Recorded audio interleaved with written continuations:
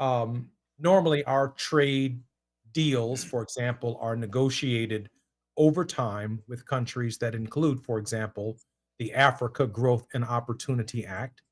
When I was in Congress, I sponsored alternative legislation that was largely responsible and supported by organized labor in the United States called the HOPE Bill, Human Rights, Opportunity, Partnership, and Empowerment. And I argued that the Africa Growth and Opportunity Act, which was like NAFTA, the North American Free Trade Agreement for Africa, had to take into account our history. Therefore, I believe in free trade, but I also believe in hope for Africa, human rights, opportunity, partnership, and empowerment to combat the years of exploitation that has taken place between the United States and the continent. When I think about Mhm. Donald Trump's unilateral tariffs on countries like Ethiopia and their effect, I am deeply concerned, as you can possibly imagine, that it does not take into account the relationship and the history. Abel, share with us how the coffee business is faring in that part of the world, and we'll move to some larger issues when we come forward after the break. Abel? Yes, certainly. As you know, coffee is one of the largest internationally traded commodity next to the crude oil. As you know, Ethiopia is also the main coffee producer, especially uh, fifth in global, and then first first in African continent in terms of the coffee production and also exports. Indeed, Ethiopia is also the birthplace of Arabica coffee Abel? historically. Abel, hold on one second. Because of that Yes. that disconnect that we had, I've got to pause for a break. This is Jesse Jackson Jr. on KBLA Talk 1580. When we come forward, more with Abel Ayele. While you're stuck in traffic, we can at least bring you up to speed on the news of the day. You're listening to Jesse Jackson Jr. only on KBLA Talk 1580.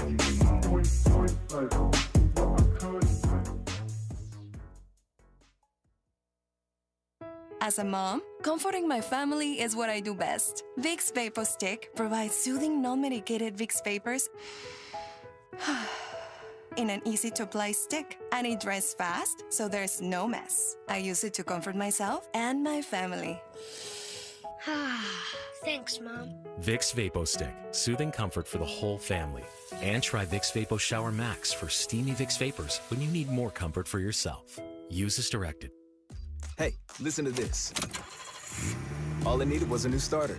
Got a great deal on eBay. Did it myself. Yeah, that's cool. But how about the soft purr of an upgraded exhaust when it fits just right? For me, it's the little things, like these new windshield wipers from eBay I installed. From small fixes to big upgrades, eBay has all the parts you need at prices you'll love, guaranteed to fit every time. eBay, things people love.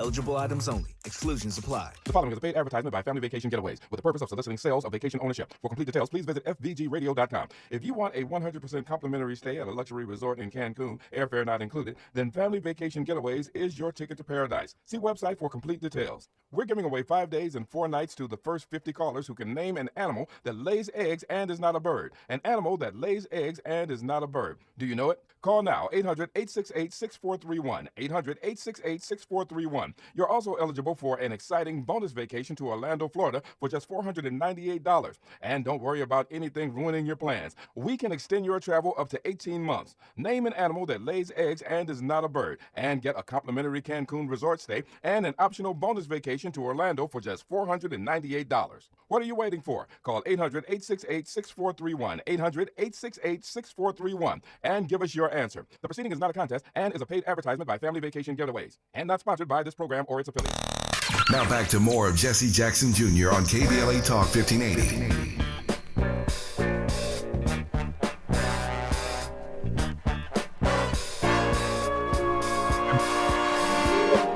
Jesse Jackson Jr. Show on KBLA Talk 1580. Our very special guest in this hour is Abel Ayele. Abel is a coffee producer, a manager, and an exporter in the country of Ethiopia. He is joining us via Ethiopia this evening. Abel, welcome to the Jesse Jackson Jr. Show. Thank you, Jesse Jackson, for having me. You sound much better. I apologize. This is going to be our longest segment, so you'll be able to get a lot out in this particular segment. Hey, but let me ask you a question. Trump's tariffs provided about a 10% tariff on the country of Ethiopia. If we can start there, please share with us the hardship that such tariffs create unilaterally on a country that produces coffee, second only to petroleum in terms of exports around the world. Abel? Yes. Just to start with an kind of like introduction about Ethiopian coffee, before I come to the 10% tariff imposed by Ethiopians under the Trump administration. Ethiopia is the birthplace of Arabica coffee, and which is a powerhouse in global coffee markets and representing about 17% of the world's coffee supply is from Ethiopia. And it's not, it is not just like a crop, it is a lifeline for the coffee consumers who are mainly dependent on the Ethiopian unique coffee tasting notes. We have like a unique capping profiles compared to the other coffee producing countries in the world. So approximately 30 to 35% of Ethiopians economy, the foreign currency, foreign exchanges also comes from the coffee exports. And then nearly around 15 to 20 million Ethiopians are also directly or indirectly benefited from the coffee value chain. So as also United States, they are the third largest Ethiopian coffee buyers, accounting about 20% of the export revenue within Ethiopia, within the country, is coming from the sales we ship green coffee to the US market. So after, like in April, as you know, this year in April, the Trump administration already they imposed 10% of import of Ethiopian green coffee, not roasted one. So actually, which is also aligns with other coffee producing countries from Central and from South American countries, from Guatemala, Colombia, and also including in Africa and from Ethiopia. So we are having, the cost is going to increase. The cost is going to increase because buyers are also shifting their purchase volume, and then in terms of also pricing. A year ago we used to have a direct communication and then negotiation about the coffee price that we are usually selling to our end buyers, roasters, and importers. So we are still facing the tariff for the green coffee export is bearing a heavier burden, especially as we are coffee producers. We don't usually do the value addition. So we don't do the value added processing within the country. We are like a raw coffee suppliers. Our economy, our business is dependent on, we purchase coffee cherries from smallholder coffee producing farmers. We process, like washed and natural coffee. As you know, there are coffee processing ways. So as a producer and exporter, after we purchase cherries from smallholder farmers, we process, and then we also deliver export our high quality coffee to the central warehouse. We have to do the packaging, reprocessing, repacking according to the buyer's quality standard. All those expenses are also dependent on our the burden is on our side as an exporters. So these rates may reduce the demand from US buyers, because they could shift towards to buy the cheaper coffees, like Robusta beans from Colombia, and also from Vietnam, some main countries who are producing Robusta coffee, the price is usually, compared to the Arabica, the price is way down. So we see, Ethiopian coffee harvesting season usually starts from October to January every year. So last year we exported what we have on our warehouse, on our stock. But now for the upcoming new crop season, which is going to start within the coming 2 months in October, starting from mid-October. So we see that the buyers who are based in the US are not that much actively following up on the status of the production. Before the harvesting season, we have to provide them the estimation, or the estimation of the product, the futures. The futures. Like we used to provide that kind of information, and most of the buyers also plan to come to Ethiopia. There is we call it origin trip. They usually come during the harvesting season, like any importer or the buyer. They organize their clients, like roasters, coffee shop owners in the US. They invite them to come to see the origin, where coffee is processed, where coffee is harvested. They also we prepare in advance their trip. They come in November or in December. We took them to the farm, to the coffee sites. They spend like a few days, around 3 to 4 days. We drive them around. They see the coffee cherries. They also communicate with the coffee producing smallholder farmers. We spend some time together. But this year, so far, we are not receiving any demand or interest from those our existing clients. None of them are sending us emails or as usual. This month was usually September, August, and the September is the season for us to prepare to receive our clients, to take them around according to our schedule. Let me ask you a question, because I find it interesting that we're having this conversation, and you're sharing with us while I'm in Chicago and you are in Ethiopia today, that coffee beans that your small farmers in Ethiopia produce are traded on the futures market here in the city of Chicago. Right. And you're telling me that you're receiving less inquiries from buyers domestically in the United States as a result of the tariffs and the general and global demand for coffee. And you also cited a statistic that as many as 20 million Ethiopians out of 130 million people within Ethiopia are directly tied to the coffee industry. All right. Correct. So a 10% tariff on Ethiopian coffee with less demand impacts the US futures market, because you're approaching now the coffee harvesting or planting season in October, and Trump's tariffs are having an immediate impact on the harvest. Right. We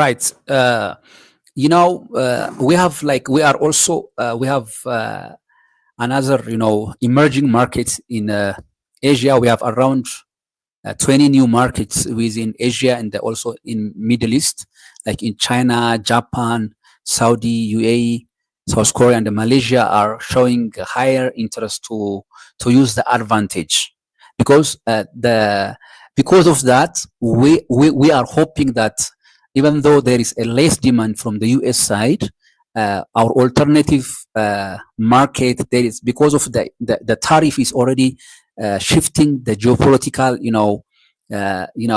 stand of the business, especially also in the coffee.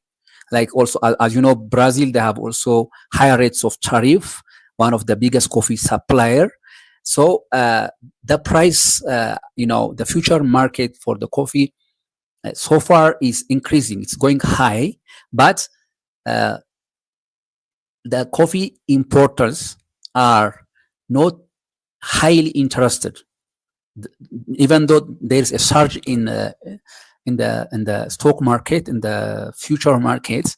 But the buyers are shifting to buy coffee from different origins.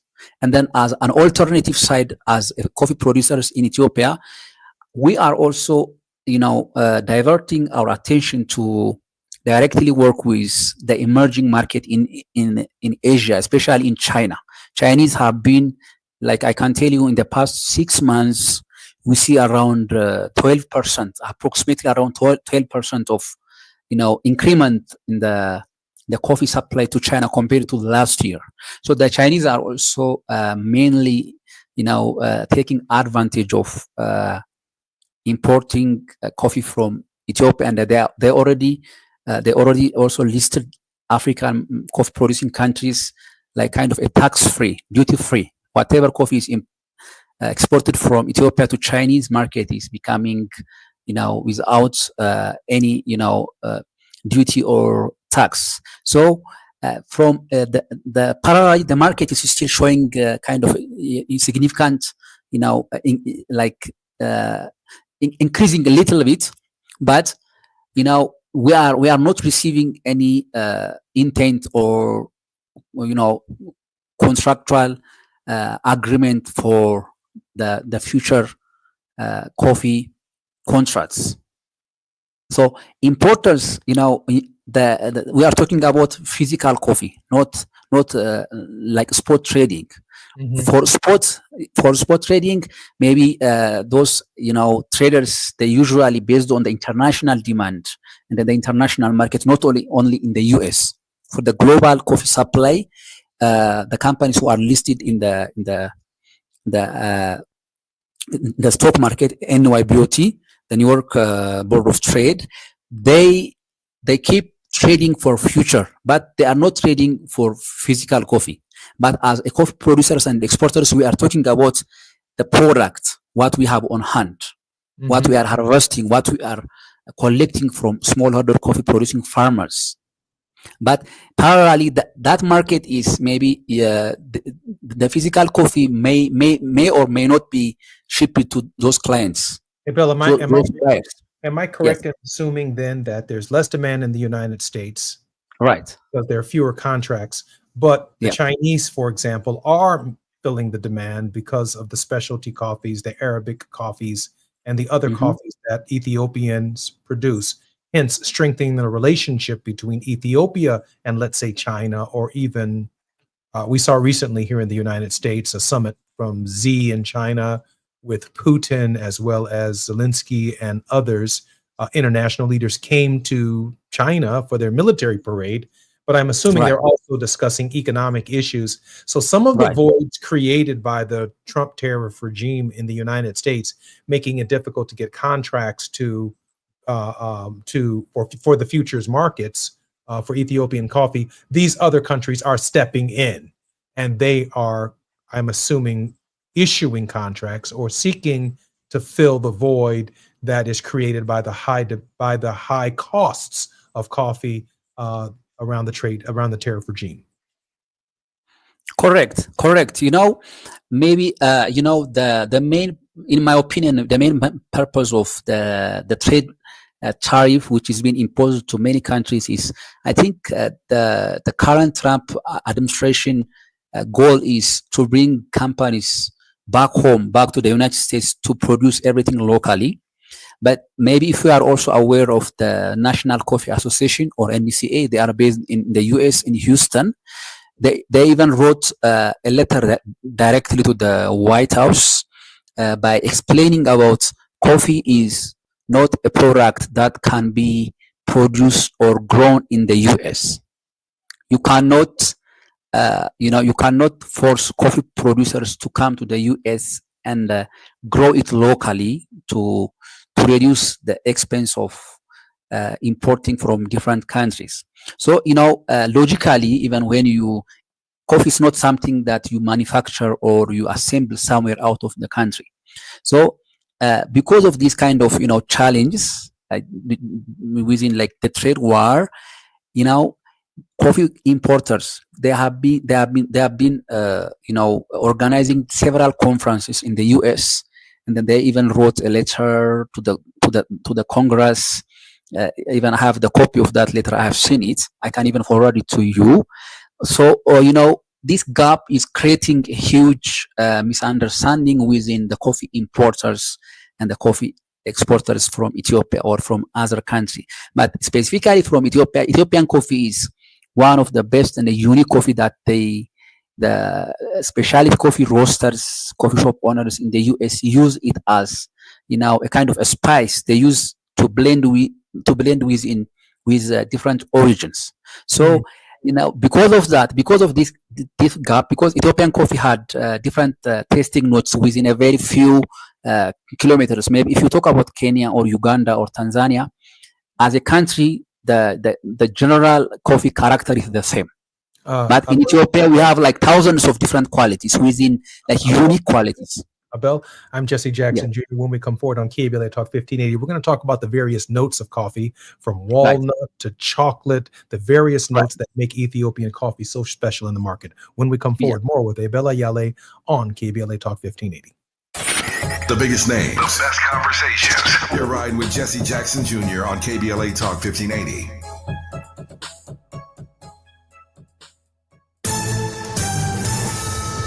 I'm Amber Payton with BIN News Now. New York City students returned to class Thursday under a new statewide smartphone ban. We want to sit in the classroom and not be disrupted. We want to focus and not have someone bully us because of the way we dress. Black Mayor Eric Adams visited HBCU Early College Prep in Queens, one of 7 new schools opening this year, telling students the ban is meant to boost learning and real-life interaction. The Justice Department is now investigating Black Federal Reserve Governor Lisa Cook for alleged mortgage fraud with subpoenas issued in Michigan and Georgia. The probe follows referral letters sent to the DOJ last month. President Trump has moved to fire Cook while continuing to push the Fed to cut rates. And the House has failed to censor Black New Jersey Democrat LaMonica McIver, who's charged with assaulting ICE agents during a May visit to a Newark detention center. 5 Republicans joined Democrats in voting no, with many GOP members walking out.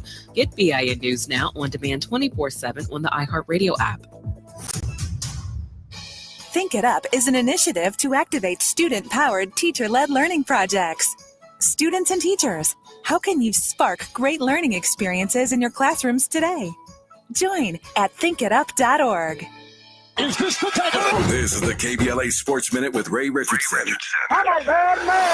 If the NBA proves that Clippers owner Steve Ballmer violated salary cap rules with the extra $28 million for Kawhi Leonard, the Clippers could face significant punishment. The NBA could take draft picks away from the Clippers or fine the organization as much as $7 million. The league also could hand down a suspension to Ballmer or Clippers general manager Lawrence Frank. The LA Sparks have 4 games left in the WNBA regular season to make the playoffs, something they have not done in 4 years. The Sparks are a game and a half behind the Indiana Fever for the 8th and final playoff spot.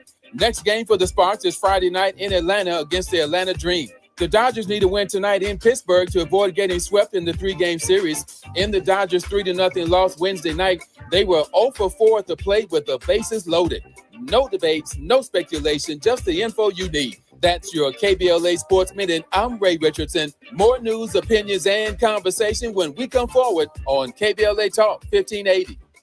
Lena Bloom for the Bail Project. Imagine you're stuck in a jail cell and you can't afford bail and someone offers you a way out. Just plead guilty and you can go home and kiss your kids goodnight. What do you do? What thousands have. You plead guilty whether you are or not. Cash bail makes poverty a crime. That's why the Bail Project helps those who can't afford it while fighting to end cash bail, because freedom should be free. Brought to you by the Ad Council.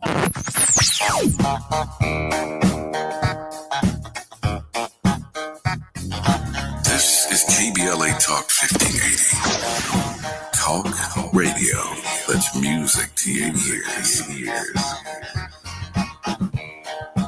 We're unapologetically progressive. KBLA Talk 1580. Hi, I'm Jesse Jackson Jr., inviting you to join me weekdays at 12 noon, right after Tavis Smiley, here on KBLA Talk 1580. As a law school graduate and a theologian with a firm grasp of our body politic given almost 2 decades in Congress, my show is the fresh new home of an authentic, uncompromised quest for transformation and salvation, both personal and collectively, as I vigorously interrogate the theological and symbolic meanings embedded in our society. I promise to leverage my knowledge of history, theology, and both international and domestic issues to imagine an inclusive vision for the future, which I hope will inspire all of us to pursue life, liberty, and the pursuit of happiness as a given, not just an aspiration. So join me weekdays at 12 noon, right after Tavis Smiley, for 2 hours of the Jesse Jackson Jr. Show, only on KBLA Talk 1580.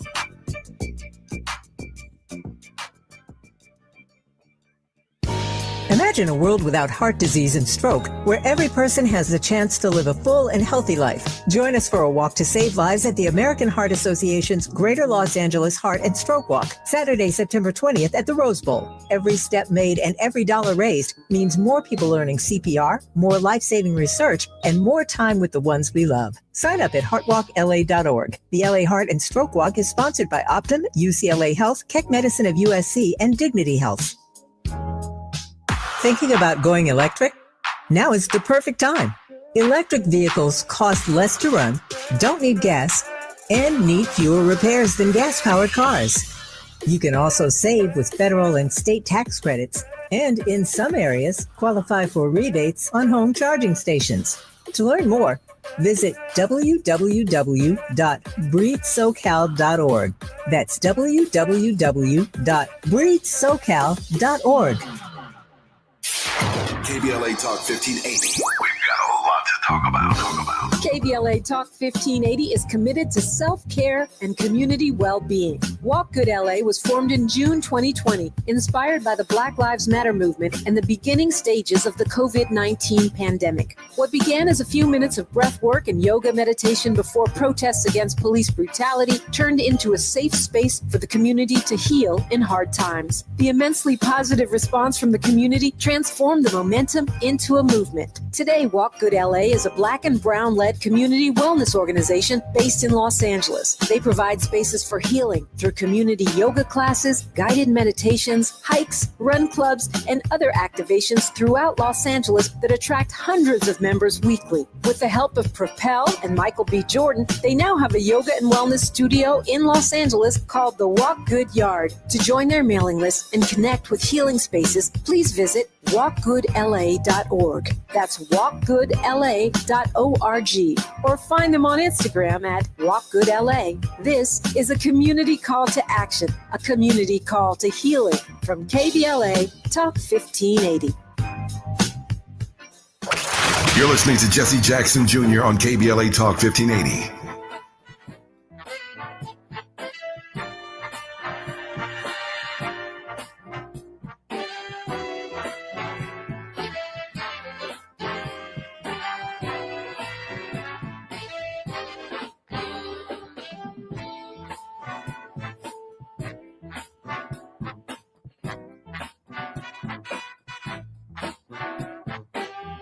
I'm Jesse Jackson Jr. Welcome forward to Thought-Provoking Thursdays, and the World House with Dr. Johnny Mack is in our next hour, and I'm looking forward to that conversation. But I want to tell you, Abdel Ayeli has got my undivided attention. During the break, I went over to my little stash of coffees that I get from Starbucks. Here's my Ethiopian Reserve Oromia West Arsa. Here's my Tanzanian Ayenga coffee that I keep from the reserve. We're talking today about the impact of Donald Trump's 10% tariffs on many African goods and commodities. And he was sharing with us, I think, quite frankly, some breaking news that the administration putting a 10% tax or tariff, if you will, on coffees from African nations. They had to send a letter from Texas, of all places, Houston, Texas, where one of the associations responsible for importing coffees to the United States is. Of course, that's Greg Abbott's Texas. They had to write a letter to the President of the United States sharing with the president of the United States that, listen, you can't grow coffee in America. Your tariffs and their impact on the coffee producing countries around the world will have an immediate effect on the cost of coffee. And one of the great American pastimes, having a cup of coffee in the morning. And Ethiopia is a significant factor in the coffee production business for the global economy. Before I bring Abel back, I want to share with you that African commodities encompass a broad range of products, primarily from the agricultural, energy, and mining sectors, including significant global production of cocoa, gold, crude, and various minerals like diamonds, cobalt, and copper. These resources are vital to African economies, driving growth and contributing to the global economy and supply of food, energy, and raw materials. Cocoa. Africa is the leading global producer of cocoa beans. That's everything chocolate. Coffee and tea. The continent also supplies significant amounts of coffee and tea. Other crops, avocados, cashews, and various other grains. Liberia, they produce rubber. That's right. General Motors owns trees, rubber trees in Liberia. The cost of car tires are tied to Trump's tariff regime. But nothing for me, at least, more shocking than what Abel said a few moments ago about Texas having to let the White House know that you can't grow coffee beans in the United States because the climate doesn't let it happen. We've gotten so used, Abel, here in the United States to drinking these little plastic cups and sticking them in a Garrick machine, hitting a button and some water. That's not coffee. That's coffee flavor. That's not real coffee. This is coffee. And Abel is offering us some insights. Abel, welcome forward to the Jesse Jackson Jr. Show.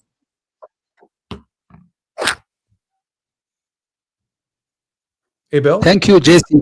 Thank you, Jesse, for having this critical conversation on the air.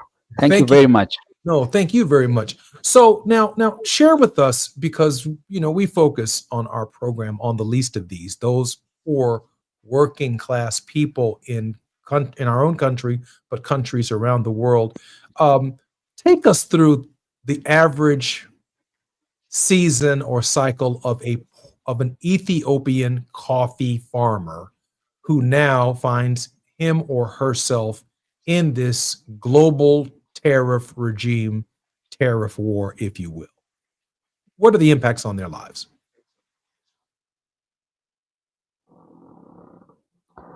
For us in Ethiopia, the producers and the exporters, the potential for tariff was a profound threat, because it targeted, the lifeblood of our economy, and also the livelihoods of over 5 million smallholder coffee farmers, farming families. 5 million families. Exactly. It wasn't a policy. It was, in my opinion, it's like a punishment that would have landed directly on the most vulnerable. It also risked undoing years of work to build and the brand equity for Ethiopian coffee, threatening to push also most of the the relationship has been built very long years ago with the potential coffee importers in the US, because this will push them back into being a cheap, and also to focus on the bulk commodity coffees to source from the other part of the world. So it's the message overall, the tariff message sent was, I think, it's not going to create stability in the coffee industry, in the coffee buyers in the US.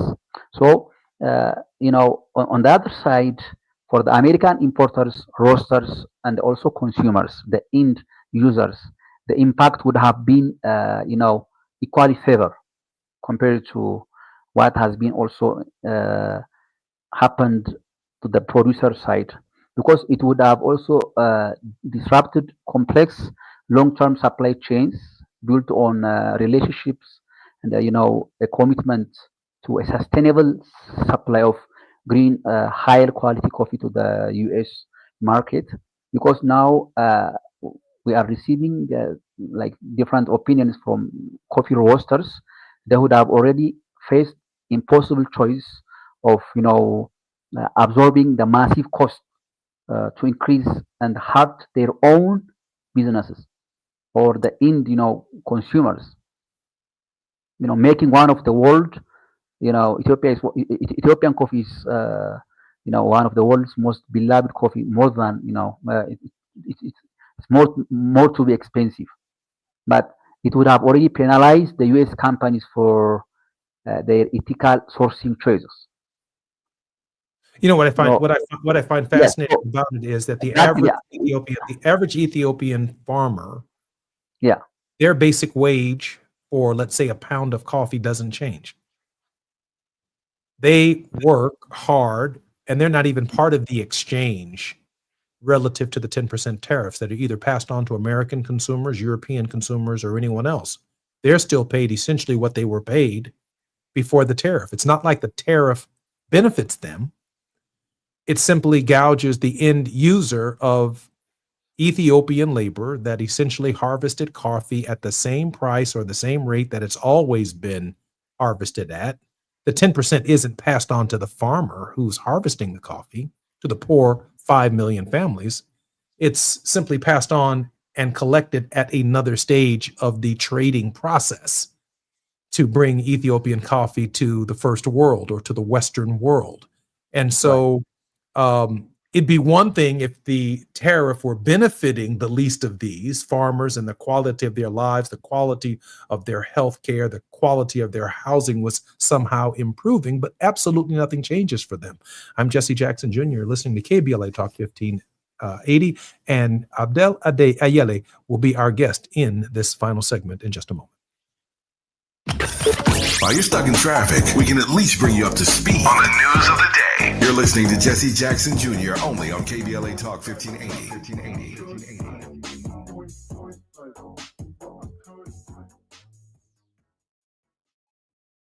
Attorney advertising prior results do not guarantee future outcomes. Founded in Los Angeles in 1986, litigation powerhouse Quinn Emanuel has deep roots in the Los Angeles community. Since 2007, we have litigated some of the largest fires on the West Coast. We are proud to be the only AmLaw 100 firm in the country to represent wildfire victims, giving affected individuals, families, and businesses the same focus and individualized attention we devote to our Fortune 500 clients. BTI Consulting has repeatedly recognized Quinn Emanuel as among the 4 law firms in-house counsel least like to oppose in any litigation, and we are often deemed the most feared. And after securing over $80 billion for our clients in various matters firm-wide, we understand why. If you have been affected by the recent wildfires in Altadena and the Palisades and would like to discuss your situation further, please contact wildfire support at QuinnEmanuel.com or call us at 213-443-3050. Quinn Emanuel is proud to sponsor Conversation Live Altadena Rising with James Farr on KBLA Talk 1580. Attorney advertising prior results do not guarantee future outcomes.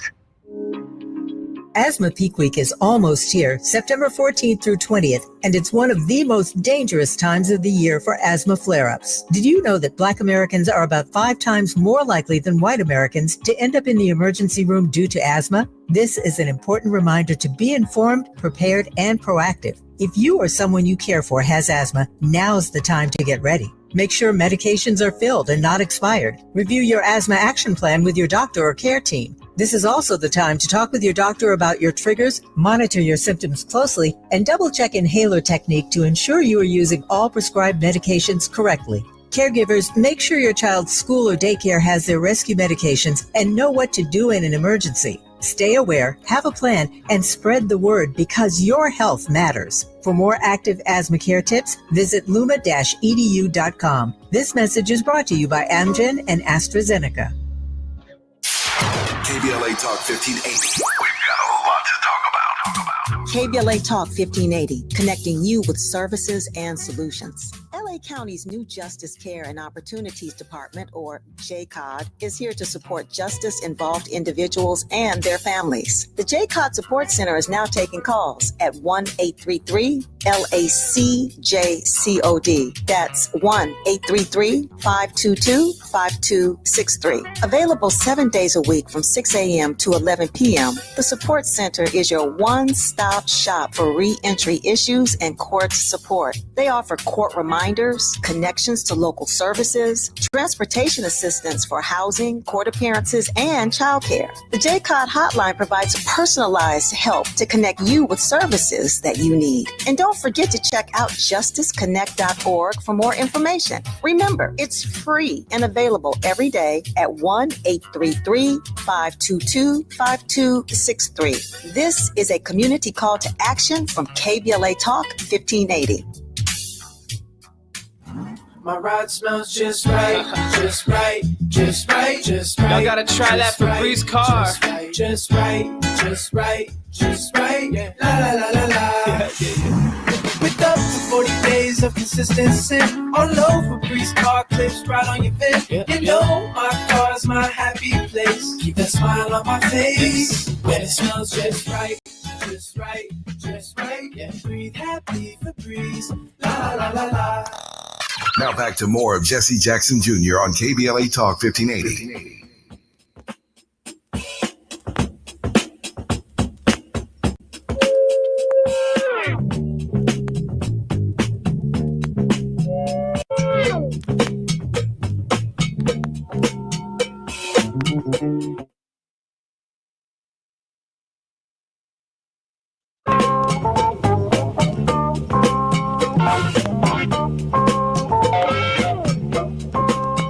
I'm Jesse Jackson Jr. Welcome forward to the Jesse Jackson Jr. Show on KBLA Talk 1580. In this final segment of our program, Abdel Ayele, founding and manager director of Bun Aroma Coffee Exporter, leads a team of highly qualified professionals with over 15 years of expertise in coffee farming, production, and export operations.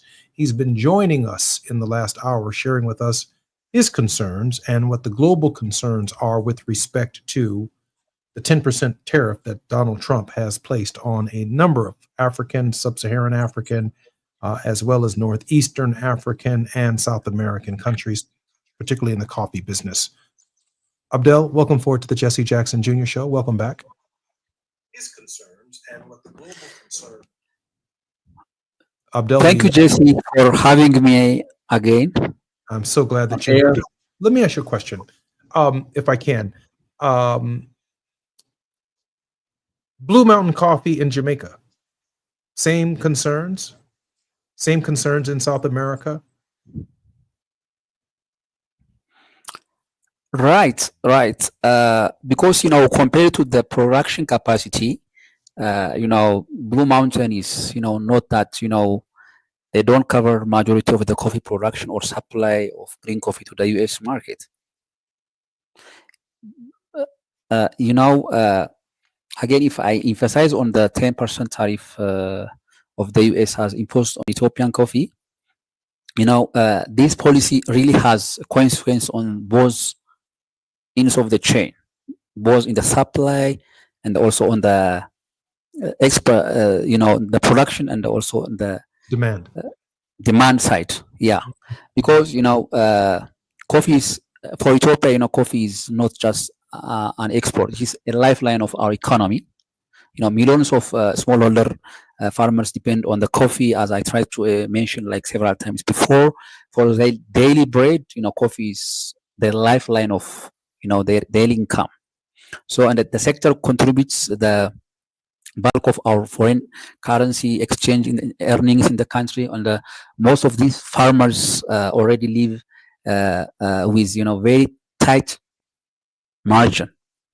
So when we are talking about the 10% of tariff is added in the U.S. market, it immediately reduces the Ethiopians' competitiveness in the U.S. market, because the existing buyers, for example, you are mentioning about from the Starbucks reserve, you mentioned about the coffee traceable information about West RC in the Oromia region.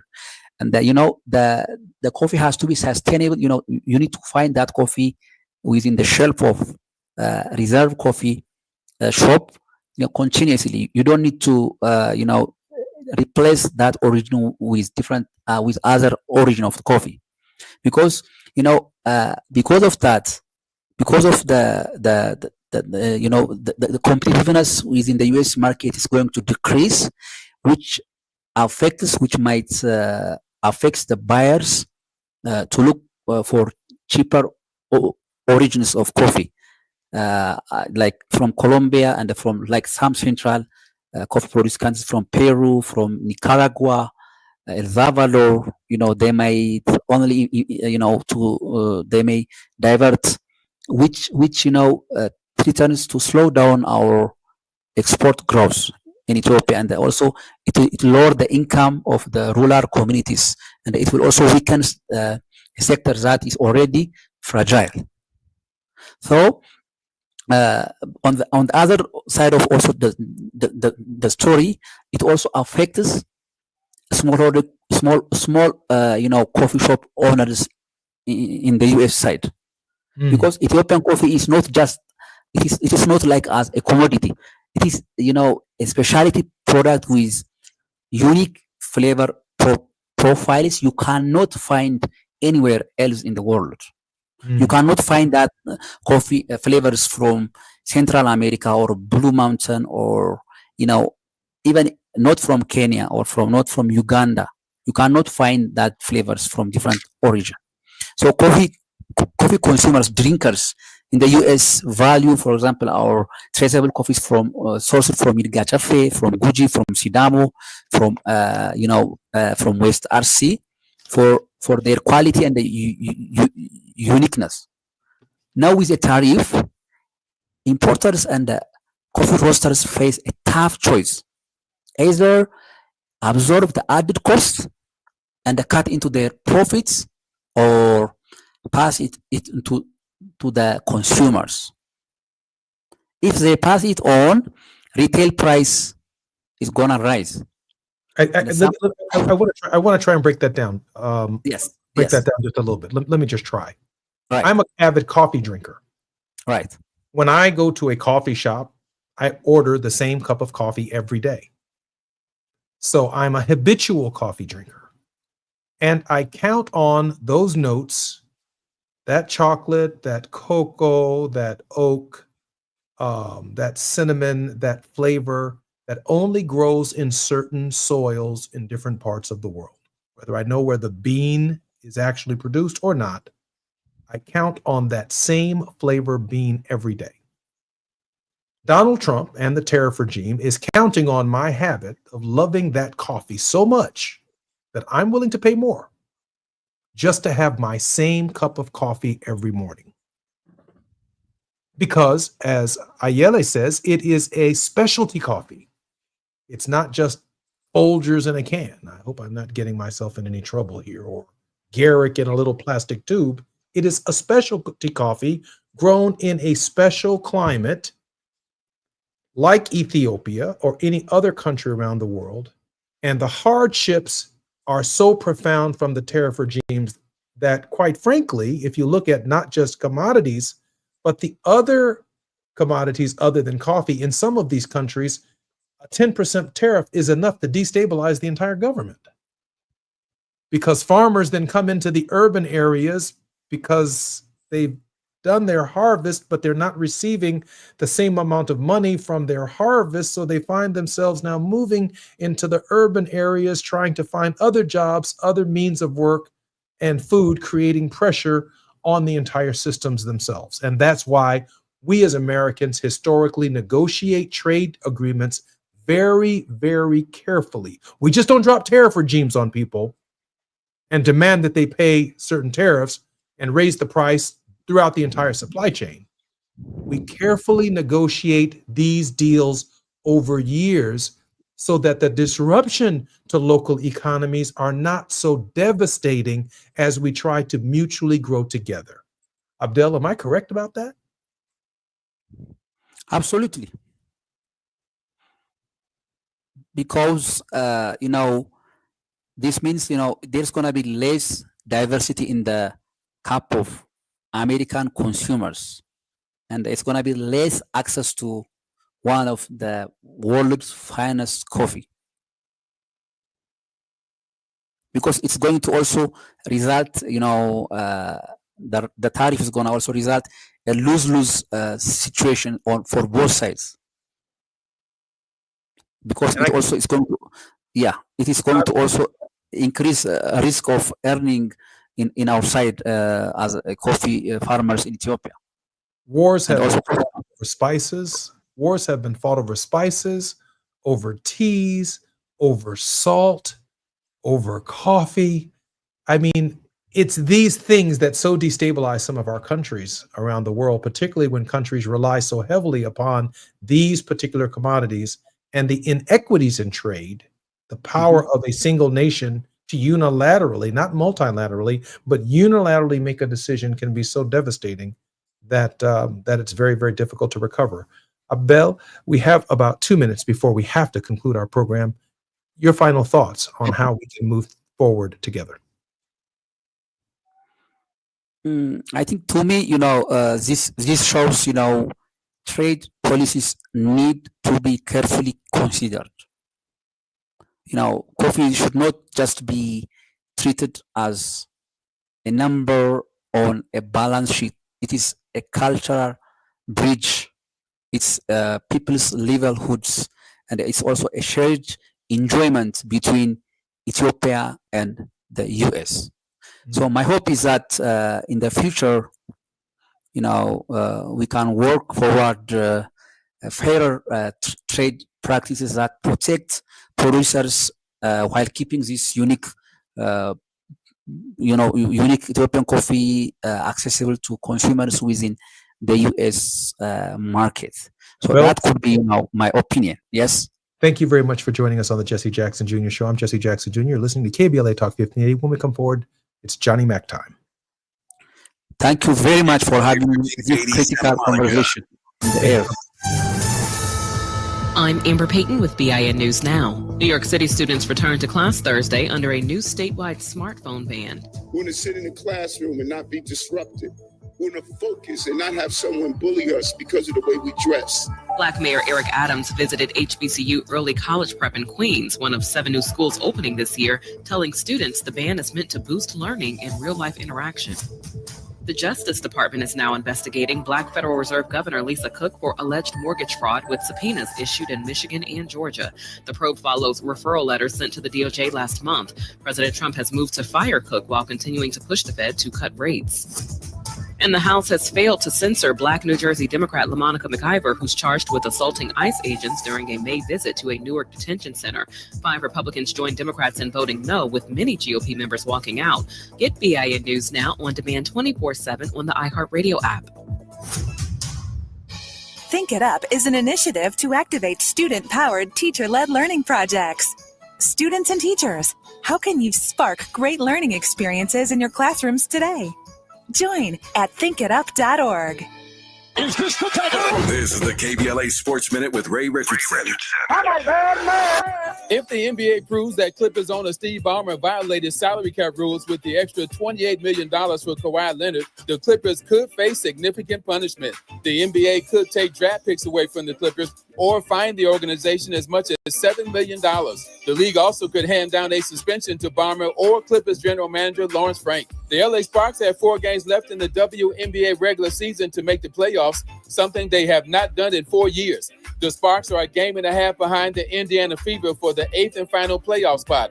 Next game for the Sparks is Friday night in Atlanta against the Atlanta Dream. The Dodgers need a win tonight in Pittsburgh to avoid getting swept in the 3-game series. In the Dodgers' 3-0 loss Wednesday night, they were 0 for 4 at the plate with the bases loaded. No debates, no speculation, just the info you need. That's your KBLA Sports Minute. I'm Ray Richardson. More news, opinions, and conversation when we come forward on KBLA Talk 1580. Are you ready to be a part of the conversation that will help shape our nation's future? Get ready to join us for the Left Coast Forum, Saturday, October 25th at LA Trade Tech, where progressive voices will come together to tackle the issues that matter most to working families across Los Angeles and beyond. From economic justice to climate action, from healthcare to housing, we're bringing together the brightest minds and most passionate advocates for real solutions and real change. With workshops, 2 major keynote addresses, and a closing reception with great music and good food. It's the Left Coast Forum, where your voice matters and your ideas take action. Saturday, October 25th at LA Trade Tech. Brought to you by KBLA Talk 1580 and the LA Progressive. The future won't wait, and neither should you. Mark your calendar now to be there and be heard. Stay tuned to KBLA Talk 1580 for more details.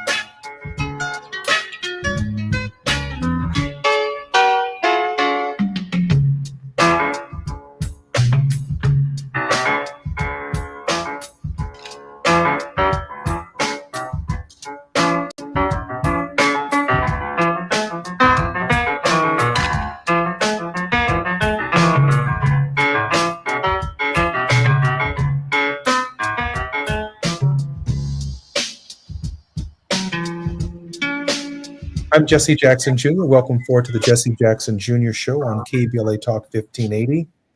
This is Thought-Provoking Thursdays on the Jesse Jackson Jr. Show.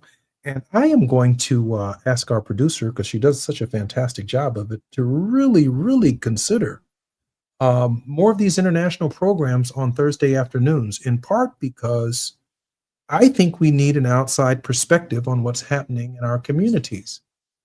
And so I am so excited with Worldwide on the Jesse Jackson Jr. Show that my producer is reminding me that's what we do. We cover the world on Thursdays. I got that.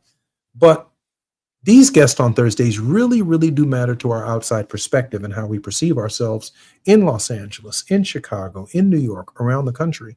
And so I'm very, very grateful for Brother Abel's contribution. Who would ever thought that the impact of the cup of coffee that we have in the morning and the tariff regime has an impact on 5 million people in Ethiopia who produce coffee farmers who, many of whom don't have health care. They struggle to put food on their families and on their food on their tables and provide for their families and provide their children with the kind of futures that they deserve, while we are enjoying a latte or having a cup of coffee here in the United States. I mean, Dr. King said it best. We are globally connected. We are part of an inescapable mutuality, a fabric that connects us all. But all we hear in the United States is, I'm offering a 10% tariff here, here, here, and here. But the consequences of it are, for the global poor, have tremendous consequences that maybe in our daily routines, in our daily lives, we don't give reflection to. I shall never forget the first time I spent a day or two with a farmer and his family.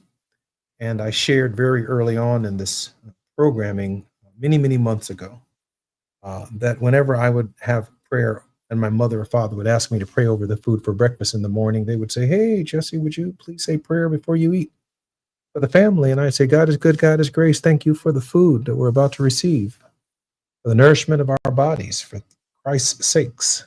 Amen. And then let's eat, y'all. At one of these moments, or one of these periods in my life, I spent some time with a family farmer in South suburban Illinois and had breakfast with that family. spent time in the cornfield driving the combine and the tractor. But before we did, we had breakfast. And the farmer and his wife asked their children to pray. And their children thanked God for the rain, thanked God for the sun, thanked God for the harvest, thanked God for all of the things that made it possible for the seed to be nurtured to grow so that they could feed the chickens and feed the dogs and feed the hogs and feed everything on the farm. And I thought about the prayer that I gave when I was sitting around my table and the things that I took for granted in the production process so that I could have something to eat. But the farmer's prayer reminded me of just how much goes into not only the production, but their way of life, how much they count on the sun, how much they count on the rain. And this is true in Ethiopia as well. We just have a cup of coffee, but, give me my latte or go back and you didn't make it right. Pour that one out, give me another one. We've given absolutely zero thought when I order my coffee in the morning.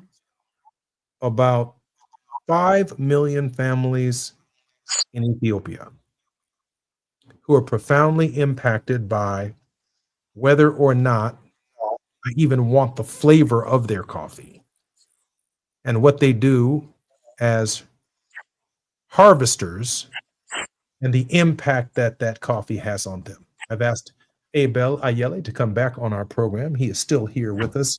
Abel, we were having such a profound conversation. I'm not so sure that we can afford to lose you right now. Abel, welcome forward to the Jesse Jackson Jr. Show.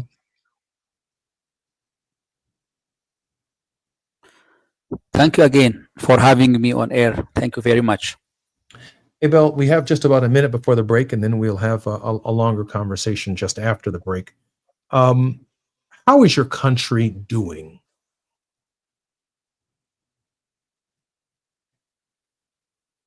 In terms of coffee or generally? I think generally. Yeah, this next week, the coming next week, Ethiopia is going to inaugurate one of the largest hydroelectric dam. I think it is seventh in the world and the first in Africa. It's called Grand Ethiopian Renaissance Dam.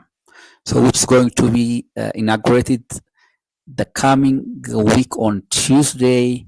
It has been under construction and development for the past 14 years.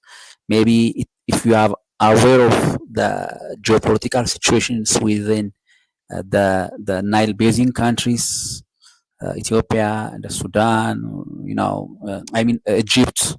And also President Trump has been also several times recently mentioning about this issue. So for us, if you ask me about Ethiopia, the country is under having tremendous,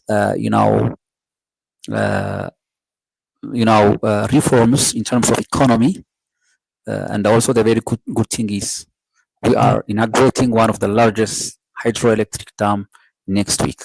When we come forward, yes. When we come forward on KBLA Talk 1580, we're going to talk about the Grand Ethiopian Renaissance Dam and its consequences for providing something as basic as power to people who've been waiting for it for more than, 14 years. I'm Jesse Jackson Jr. When we come forward on KBLA Talk 1580. It's afternoon drive time with Jesse Jackson Jr. Only on KBLA Talk 1580.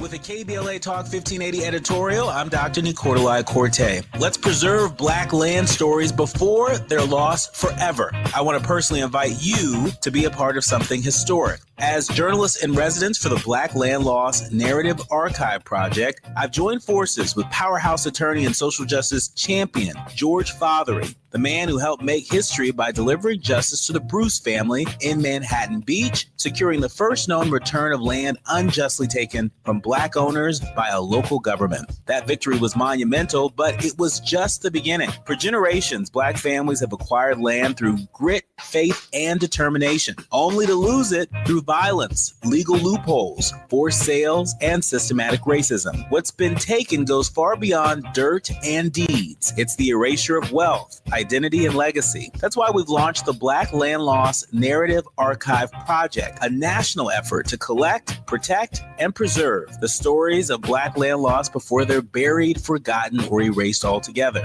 Because there's power in telling Black stories, there is resistance in remembering, and there's justice in being seen and heard. This is where you come in. We're inviting you to be a part of this historic Black narrative archive. If you or someone you know has experienced land loss, displacement, or forced property sales, your story deserves to be heard and remembered. Your story belongs in this archive. Your truth matters not just to your family, but to our collective future. Visit blacklandloss.org today. Fill out our simple intake form and add your voice to the National Archive of Remembrance, Resilience, and Reckoning. Let's make these stories live on, not in whispers, but on the record. With a KBLA Talk 1580 editorial, I'm Dr. Nicolai Corte, and as always, we welcome your feedback. Now back to more of Jesse Jackson Jr. on KBLA Talk 1580.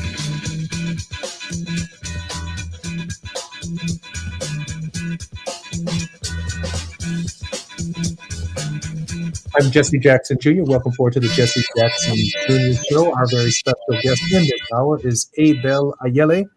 Abel is a coffee producer from Ethiopia. And we spent the last hour talking about coffee productions and the impact of Donald Trump's tariffs on that commodity. But if you think about the thousands of commodities that come from Africa, the thousands of commodities that come from South America and other poor countries around the world, you can only imagine that we only have time on this show to talk about a single commodity, coffee.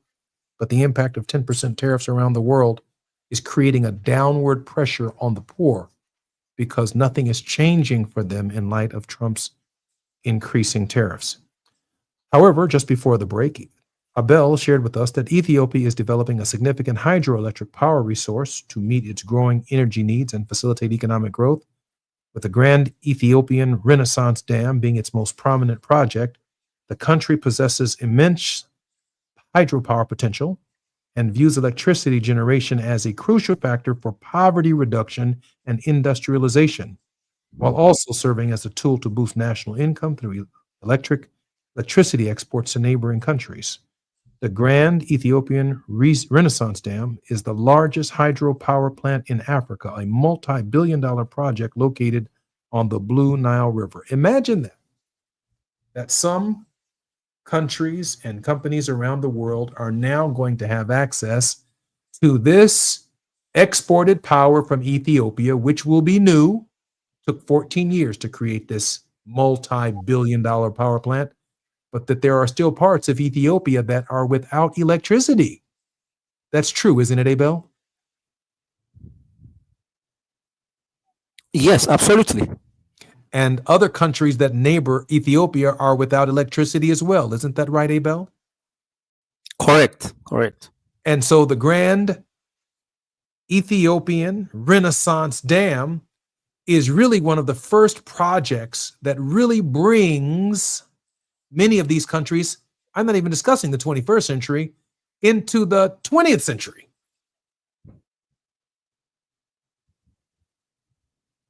Because we've enjoyed power for more than 100 years, 150 years. That's correct, right, Abel? Right. So you've got to imagine the context of the imbalance of trade between the United States and Ethiopia when a country as developed as ours sends a 10% tariff on Ethiopian coffee for a country and many countries in the region that are just now and will soon be enjoying electricity for the first time. Abel, take your time and share with us. Just to give you an overview about maybe if you most of the listeners are aware of about the Ethiopian the Grand Ethiopian Renaissance Dam, which has been on media also attracting global media attentions for quite more than a decade. So it's like it is not only a power project, it is a symbol of Ethiopian self-reliance and national pride, which is fully funded by Ethiopians. I can tell you, like Ethiopian population is approximately around 130 million. Like I can say like 80%, 80 to 90% of the total population contributed. They also purchased individual bonds for the construction of this great Ethiopian Renaissance Dam. And which is, it's almost fully, completed. And then it's going to generate close to 6,000 megawatts of electricity. The number of turbines. So it's going to double also the existing capacity of the Ethiopian, electricity, the hydroelectric power, which is going to also increase, the supply of power for industries. And Ethiopia is going to be also one of the biggest energy exporter in Africa. We already started exporting to Kenya, to Uganda, and also to Tanzania, and sooner will be to Sudan and to South Sudan. So this will support.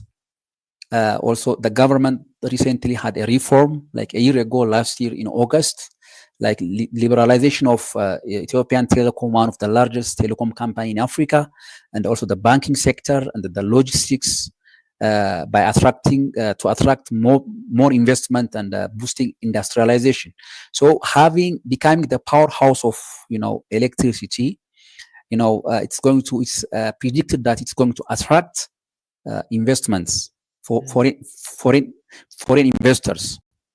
So beyond the economy, GERD, Great Ethiopian Renaissance Dam, will also improve lives by expanding access to electricity. I do want to say Yes. that I don't want to give Right. anyone the impression that Right. more often than we do, that there are not some very modern, developed parts of every single African country, including Ethiopia. You could walk down some of the major cities in Ethiopia, and you wouldn't be able to tell the difference between those cities and downtown New York or downtown Chicago. There are cities just like that. Right. But in rural areas, just like rural America, there are some people who still need a freezer to freeze their food or a refrigerator, and they need power to do that. They need lights. Students who want to study at night, they need lights to heat water without using wood burning stoves, and to use a stove requires electricity.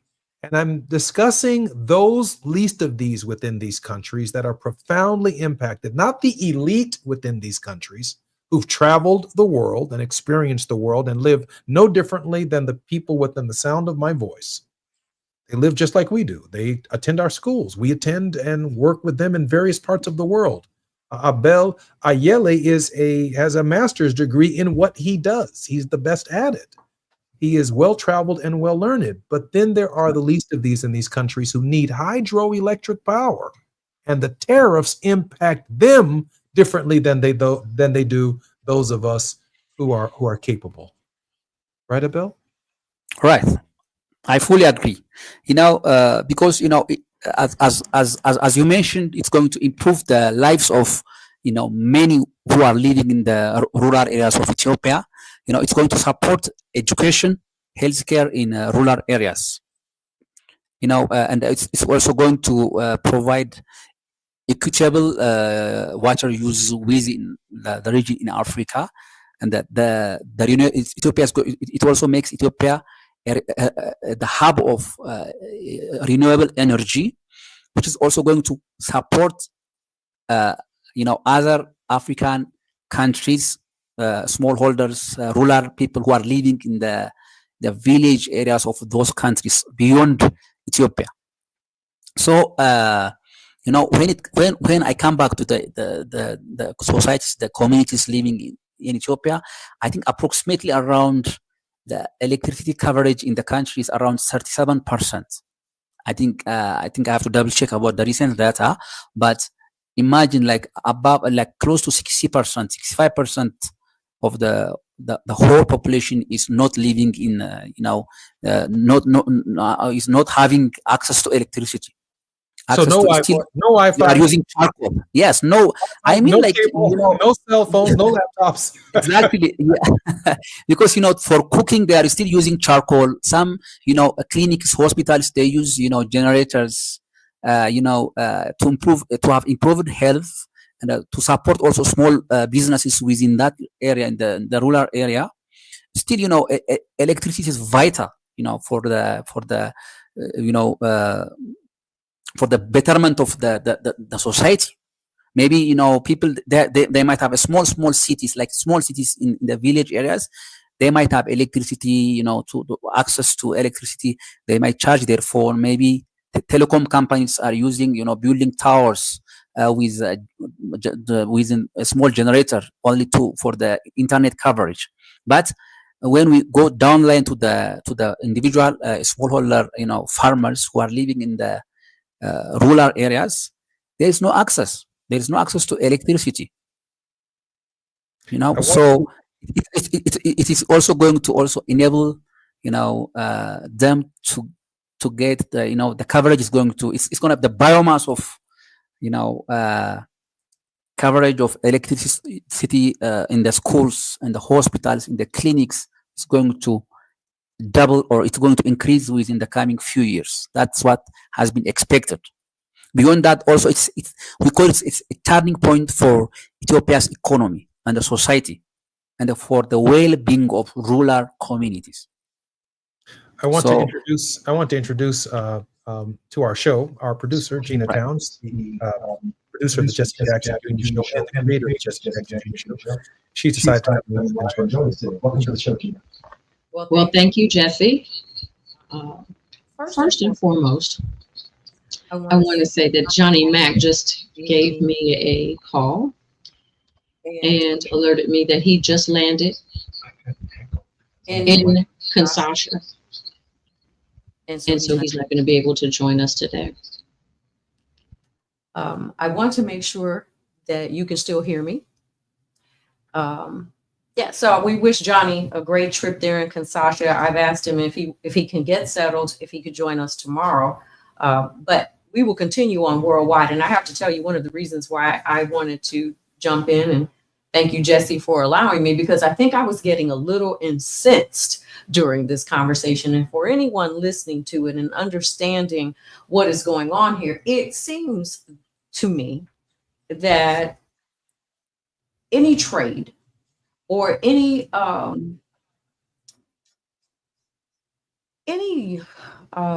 economic benefit to any Black or brown nation right now. And let's just be really real here. When companies, or countries rather, have a commodity, and of course, coffee is probably still the #1 commodity in the world, that followed by gold and cobalt, perhaps. And all of these things are in the ground on the continent of Africa. And so it seems, you've got Brazilian coffee, you've got Guatemalan coffee.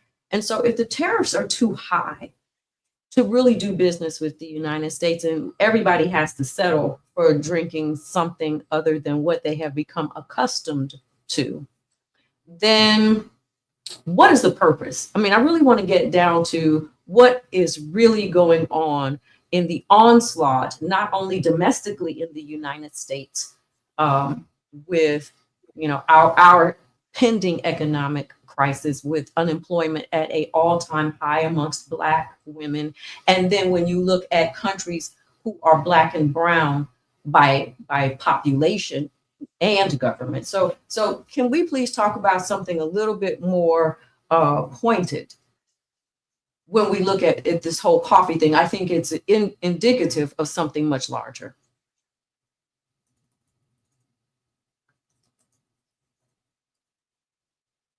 Hey, Bill. Okay, all right. Thank you, Gina, once again for the time. Still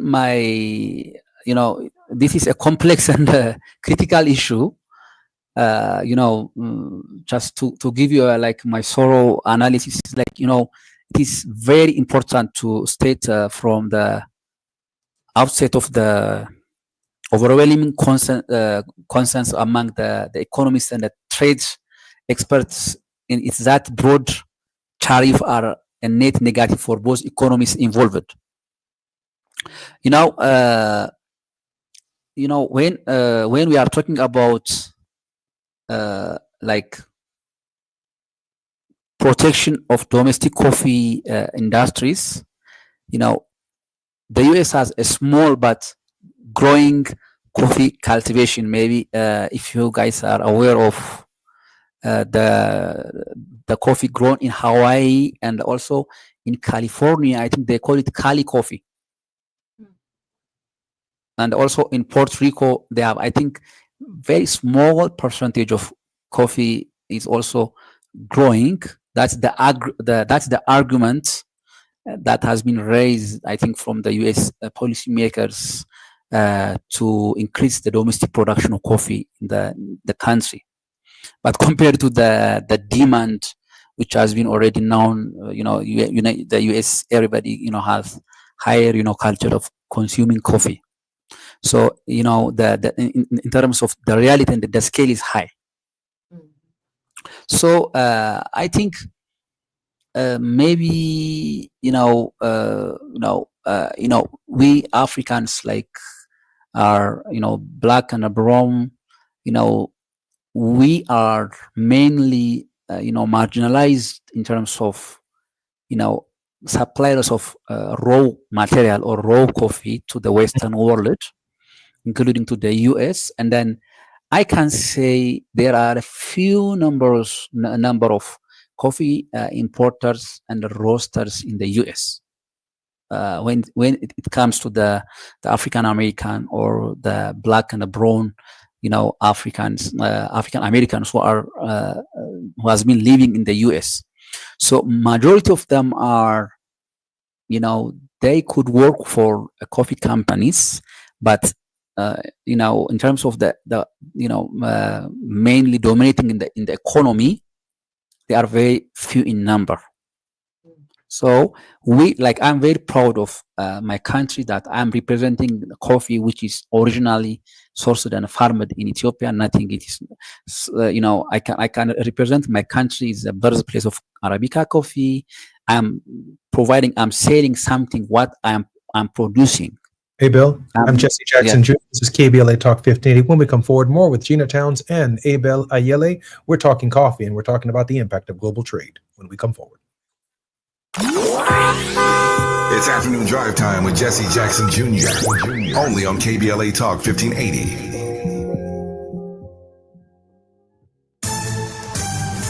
I'm Amber Payton with BIN News Now. Singer Montel Jordan revealed on NBC's Today Show that his prostate cancer has returned, now at stage 2 after surgery last year. Fully confident. I know God is healer. I also know that I have the greatest of care professionals and people that are alongside of me. Diagnosed in 2024, the singer says he remains optimistic thanks to early detection.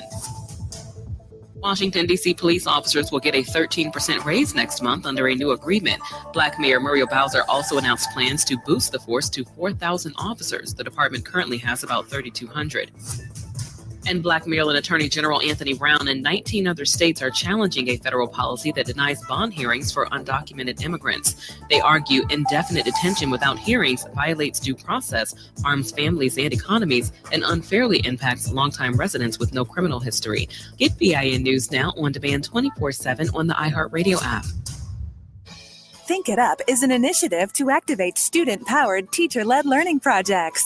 Students and teachers, how can you spark great learning experiences in your classrooms today? Join at thinkitup.org. This is the KBLA Sports Minute with Ray Richardson.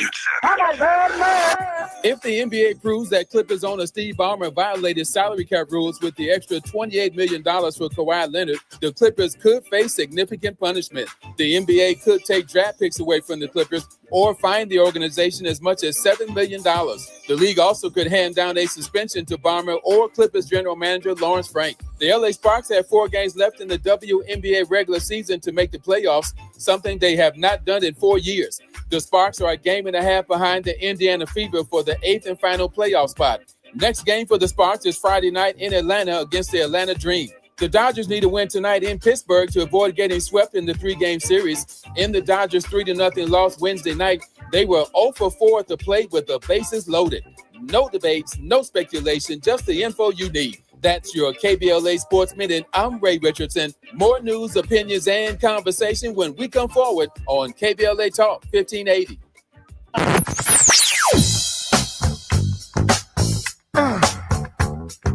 This is KBLA Talk 1580. Talk radio.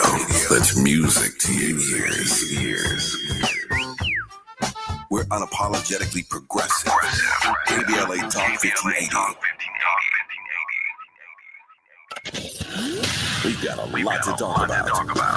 I'm Reverend Gerald, the life coach. Is someone you love struggling with addiction and mental illness? Is improving your family's health important? Want to leave a legacy that your family can grow? Are you ready to enhance your perception of life experiences? Then wake up weekends at 7 a.m. with Urban Family Focus and get the wisdom, opportunity, resources, and motivation to live your best life. Join the conversation on Urban Family Focus Saturday and Sunday at 7 a.m. Unapologetically progressive. KBLA Talk 1580. We've got your black.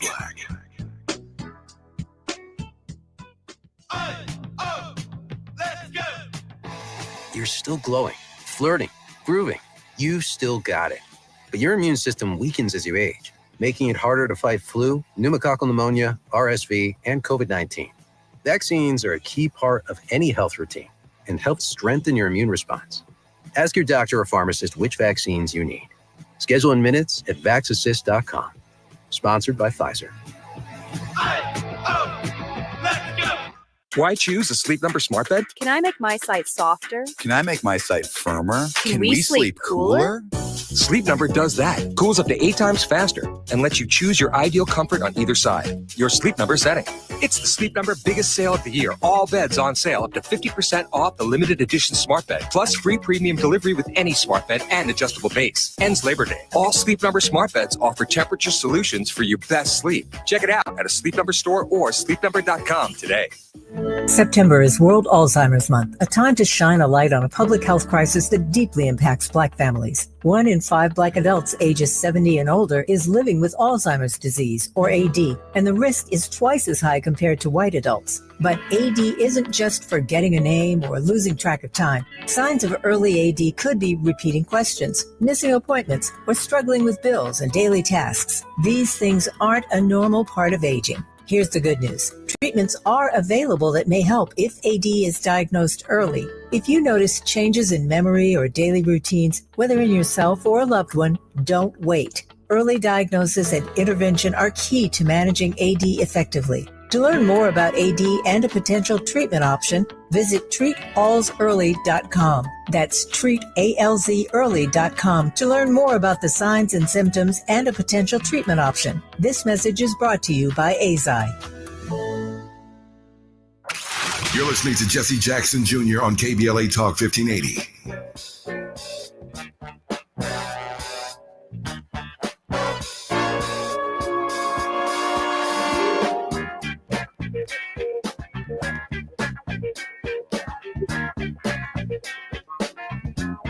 Welcome forward to the Jesse Jackson Jr. Show. I'm Jesse Jackson Jr. on KBLA Talk 1580. On Thursdays, thought-provoking Thursdays, we cover the entire world, worldwide. Our very special host on this day, Johnny Mack, has just gotten off of his plane in Kinshasa, the capital of the Democratic Republic of the Congo.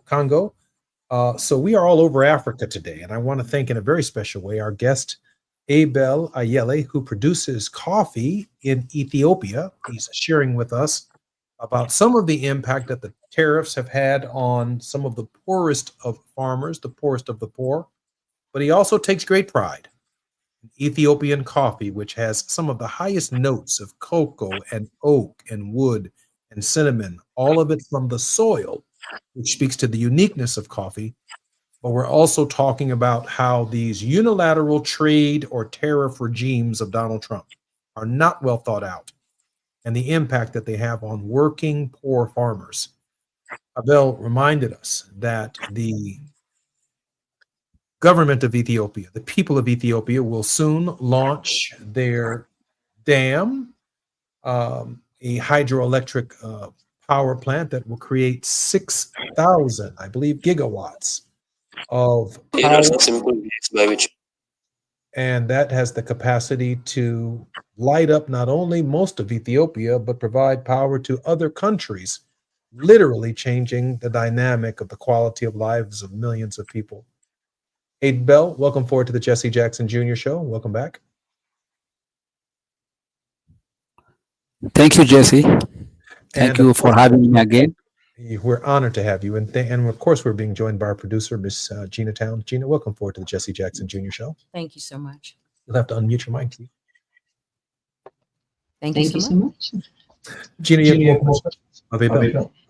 Well, I have a thought probably. I think the average American, because we get in our car and we so easily stop and get a cup of coffee, I think a cup of coffee perhaps has not been on people's minds as much as tariffs are associated with car manufacturing and development on a larger scale, pretty much like your power source. And so the importance of coffee in our economy, but in our culture, I think is maybe a little bit underestimated as far as the tariffs are concerned. So one, I thank you for bringing this to our attention. But in a larger sense, Jesse addressed like how are things going in Ethiopia when African Americans right now think about visiting the continent of Africa. There are certain names of countries that kind of just hop forward: Ethiopia, Ghana, South Africa, of course. What do you feel like the future is now that this power source has come about? What do you think that Ethiopia can become? What is the short-term and long-term vision? Yeah, as I've tried to briefly explain before, it's not only generating electricity, but it is a very critical areas for the development of the country. So which is going to empower many smallholder communities in the country in terms of the health, education, and also in various sectors of, including in the industrialization, also going to attract quite a number of foreign investment, FDI, including African Americans are also most welcome to come back to their origin. Ethiopia is also historically considered of the origin of humankind.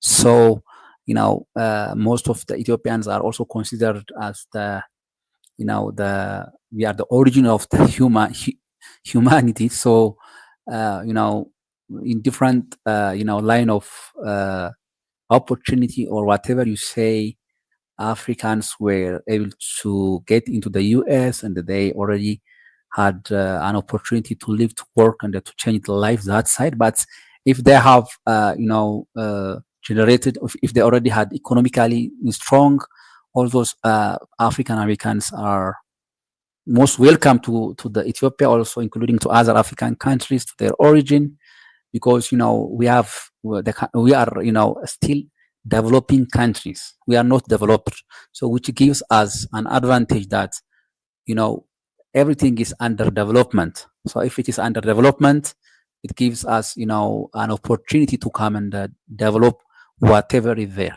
We have various number of critical minerals. We have, like, in terms of industry, in terms of production, and then many like entrepreneurs, young, like me. We have a lot of young Ethiopians who are very much energetic to welcome African Americans to build a joint venture company in Ethiopia, to share experience and also the knowledge transfer. We also call it South-South cooperation. So this kind of partnership will enhance the development of the nation, for the coming generation as well, not only for us. So it gives a great advantage for all of us to, to hold hand in hand. So I think that's my general view. Want to comment on that. I mean, I want to comment on that because I've been hearing over and over again, Gina, a lot more African Americans who've been really, really struggling with whether or not they even want to endure America's politics right now. I've heard people want to go to Ghana and are actually leaving. That African Americans are talking about moving to the Caribbean, and now we have a wide open arms from Abel Ayele saying, come to Ethiopia and establish partnerships with us. You don't have to sit around all day long and just digest the garbage that's being thrown at you by Donald John Trump. Gina, you've heard a lot about it as well. Well, absolutely. And one of our best friends of the show and our engineer here is in Ghana as we speak. She's been there for a week, and I have friends that have moved. She ain't coming back. No, she's going to come back. But certainly people are looking at these partnerships and looking at moving. I have a part of my family that is looking to move. And I think it's a very interesting timing that we can consider finally really opening the doors to having our own trade, our own distribution networks, because of course everyone around the world knows, and I think probably African Americans don't know the power of our own economy within the United States, somewhere around $13 trillion that we spend each year that can be spent in trade that is going forward. And so, as you know, I have your coffee company scrolling across the screen. So if you would tell us how we can be supportive of you and your coffee business.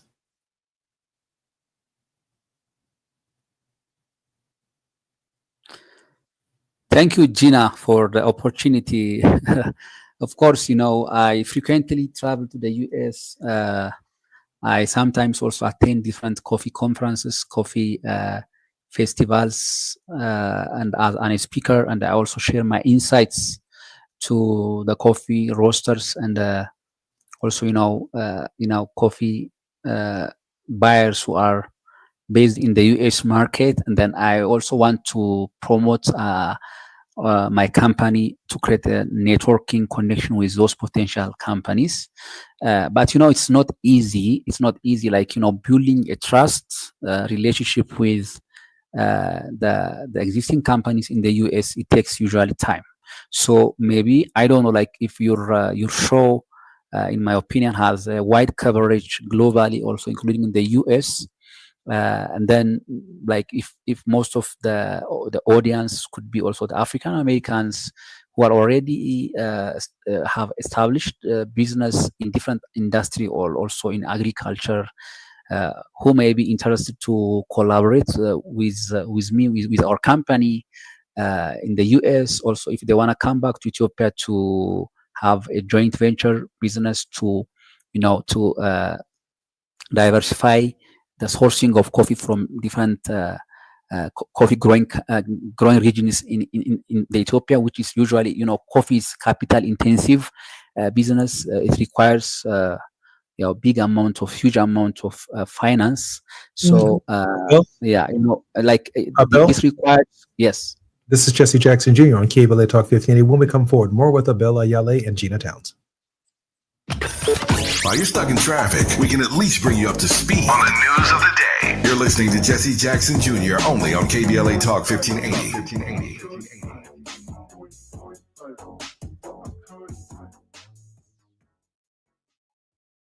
Cashback is not available on gas in New Jersey and Wisconsin. Susan, I'm sorry I'm late. Traffic is terrible. It sure is. But on top of that, gas prices have been skyrocketing. I can't believe how expensive gas has gotten recently. Prices at the pump are up, but I never pay full price for gas anymore. I just use the free Upside app that pays you cash back for every gallon of gas you buy. Wait a minute. Are you saying you actually get paid cash when you buy gas with the Upside app? Yes, I get real cash back every time I buy gas. And does that actually add up to anything? I've made around $200. Wow, that's serious extra cash. I'm downloading the free Upside app now. Download the free Upside app to earn real cash back every time you buy gas. Use promo code GOLD for an extra 25 cents per gallon cash back on your first fill up. You can cash out anytime right to your bank account, to PayPal, or an e-gift card for Amazon and other brands. Just download the free Upside app and use promo code GOLD for a 25 cents per gallon bonus on your first tank. That's code GOLD for 25 cents per gallon cash back on your first fill up.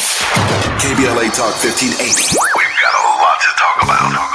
KBLA Talk 1580, connecting you with services and solutions. If you need help getting your resume in order, finding job training, or landing a job, we've got 3 great options for you. First, the City of Los Angeles has WorkSource centers across the area offering free job support. The California Workforce Development Board can help you with everything from GED prep to vocational training at no cost to you. On the federal level, the Department of Labor's American Job Centers offer a full range of services for job seekers and businesses alike. Visit careeronestop.org, or for more info, just call California's Help Center or visit cwdb.ca.gov or call 916-657-1440. For the City of Los Angeles programs, go to ewd.lacity.gov or call 213-744-7300. All these services are free to help you get your next job. This is a community call to action from KBLA Talk 1580. I'm still going for it, even with higher stroke risk from atrial fibrillation and a regular heartbeat not caused by a heart valve problem. Over a 3-year study, Eliquis apixaban tablets reduced stroke risk better than warfarin, and over 97% of Eliquis patients did not experience a stroke. A first stroke occurred in 2.9% of warfarin patients versus 2.3% of Eliquis patients. Don't stop prescription Eliquis without asking your doctor. Stroke risk may increase. Eliquis can cause serious and potentially fatal bleeding. Don't take if you have an artificial heart valve, abnormal bleeding, or antiphospholipid syndrome. While taking, you may bruise more easily or bleed longer. A spinal injection increases blood clot risk, which may cause paralysis. Get medical help right away for unexpected bleeding or bruising, or back pain, tingling, numbness, muscle weakness, or incontinence. Aspirin products, NSAIDs, SSRIs, SNRIs, and blood thinners increase bleeding risk. Tell your doctor about planned medical or dental procedures. Learn more at Eliquis.com or call 1-855-ELIQUIS. My mom has decided to learn to paint, and she's good. My dad's now into creative cuisine, and I've already put on 6 pounds. Learning new things comes with age. My mom, she started forgetting my name and what we're talking about. Forgetting well-known things doesn't. Memory loss may be a sign of Alzheimer's disease. Early detection gives you and your loved one time to plan for the future. Learn the warning signs of Alzheimer's at 10signs.org. Brought to you by the Alzheimer's Association and the Ad Council. This is Secret Clinical dominating extra stinky stress sweat. And this is regular deodorant. Secret Clinical in a heat wave. Oh, what a beautiful day. This is regular deodorant. Ugh, I can't. Secret Clinical with workout sweat. Let's run another marathon. And regular deodorant. How much more? Secret is the GOAT because nothing fights sweat better. Stay fresher under pressure. Now back to more of Jesse Jackson Jr. on KBLA Talk 1580.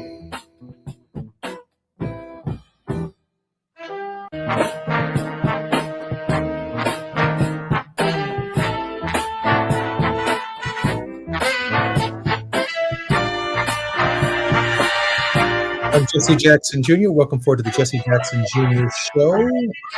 We're worldwide on Thoughtful Thursdays with Abel Ayele, and we're also joined by our executive producer, Gina Towns. Gina, welcome forward to the show. Abel, welcome forward to the show. Thank you, Jesse. Thank you, Jesse. Abel, listen, you said something that had us talking during the commercial break about Ethiopia being the cradle of civilization. We need you to build on that for those of us over here who think that, well, some of us think Greenville, South Carolina is the cradle of civilization. Some of us think that Montgomery, Alabama is the cradle of civilization. Others of us think Gary, Indiana is the cradle of civilization. Help us understand the cradle of civilization, Abel. Yeah, this is a very interesting topic. Ethiopia is historically, we have 3,000 years of history. We have been considered as also the one of the ancient country in African continent. And Ethiopia used to have been also an empire, like maybe historically, like about Abyssinia.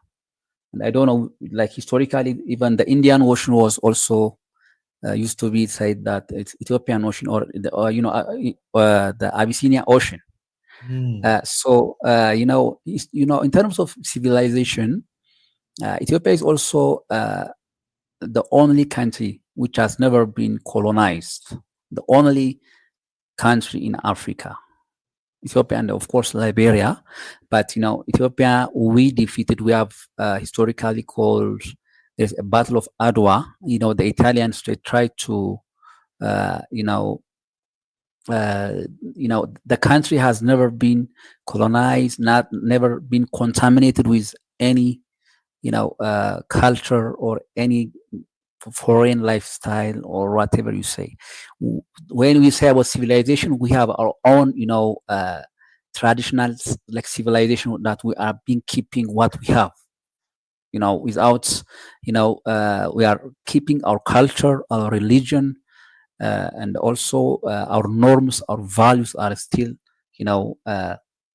highly respected. Every, like, even in the policy, in a lot of the lifestyle overall is this has been coming from generation to generation, and we are still keeping them. Everything, if you come to the Ethiopia, like we have our neighboring countries, Kenya or all Ethiopian neighboring countries, they had colonial culture. They have, which is we cannot deny that the overall lifestyle, business. Now, of course, we have globalization, civilization is there, but what we call civilization is keeping our norms and values, which has been there for generations, and still we have been keeping it. It has been there. So we have like a lot of interesting stories about the country's civilization, but mainly what I'm emphasizing is we are very much proud of who we are, and then the lifestyle, the culture, the norms have been very much respected within the community, within the society. I want to comment on that very quickly, then I want to kick it to Gina A. Bill, and that's this. America is just 250 years old, and if you're here in the United States, you think you're responsible for civilization. Let's just be honest, Americans. I wish Barbara Arnwine were here. Look, folks, look here. We think we are the turning point in civilization. And what Abel said is we have a history that is 3,000 years old, that has culture, that we have never been conquered, that we are our own original people. We've been, meaning the Ethiopian people, we've been practicing civilization for 3,000 years. Americans have been practicing civilization for about 250. And we're struggling. We're struggling in ways that the Ethiopian people are not struggling. And yet, even in our struggle and our arrogance, we can put a tariff regime on the Ethiopian people, disrupt their civilization, create hardship for 5 million families who harvest coffee beans. 20 million people out of a country of 131 million people are impacted by the coffee industry in Ethiopia. It is one of the largest exports of that country to the world. It is unique in that its taste is not Folgers or Garrick, but unique chocolate, cinnamon, oak, and certain notes that come from the soil itself, hence a unique product. And then our president gets elected and he just gets to disrupt someone else's civilization arbitrarily without negotiating trade agreements to protect and keep their civilizations from being destabilized. That's heavy stuff, Gina. That's heavy, heavy, heavy. So you know how I almost jumped out of my skin, Abel, when you said what you said, because I remember, and there are news stories that I've seen over the years, and you'll hear it reported briefly, and then you'll never hear it again. It runs away like it was never reported to begin with. And I recall in the perhaps late 80s or early 90s that the Ethiopians had a part of the Torah that had been searched for a very long time. And then you didn't really hear anything else about it.